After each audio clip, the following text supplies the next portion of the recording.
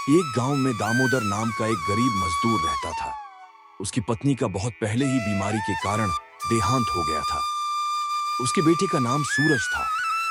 सूरज बिल्कुल अपने पिता की तरह मेहनती और ईमानदार था। दोनों बाप बेटा राजा वीरेंद्र के खेतों में काम करते थे। बदले में उन्हें सिर्फ 2 किलो अनाज मिलता था। इतने कम अनाज में उनका पेट भी पूरा नहीं भरता था। भूख के कारण दोनों बहुत कमजोर हो चुके थे।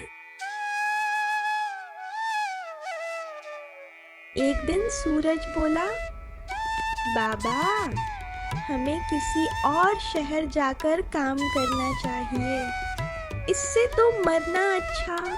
दामोदर ने जवाब दिया, बेटा, अगर हम नौकरी छोड़ेंगे तो राजा हमें सजा दिलवा देगा, इसलिए चुपचाप काम ही करते रहो। उसी समय गांव की बुजुर्ग गौरी दादी आई और बोली, अरे दामोदर, सूरज अब जवान है, उसकी शादी क्यों नहीं कर देते? बहू आएगी तो घर का काम संभाल लेगी। दामोदर ने धीरे से कहा, शादी तो कर दी है, नाम है चांदनी, पर उसे मायके छोड़ रखा है। हमारे घर में न चारपाई है, न ठीक कपड़े। गौरी दादी बोली, इतनी सी बात, लो मैं चारपाई और कपड़े दे देती हूँ, और सूरज को बोलो कि कल ही पत्नी को ले आए। अगले दिन सूरज दादी के दिए कपड़े पहनकर अपनी पत्नी चांदनी को लेने चला गया। ससुराल में कुछ दिन रुककर वह चांदनी को वापस लाया, लेकिन घर की हालत खराब सोचकर उसे पहले दादी के घर छोड़ दिया। जब सूरज महल पहुंच गया तो उधर गौरी दादी चांदनी को उसके असली घर लाई। चांदनी यह देखकर चौंक गई कि घर बहुत गंदा। वह समझदार थी। उसने पूरी सफाई कर दी, चीजें सजा दी और इंतजार करने लगी।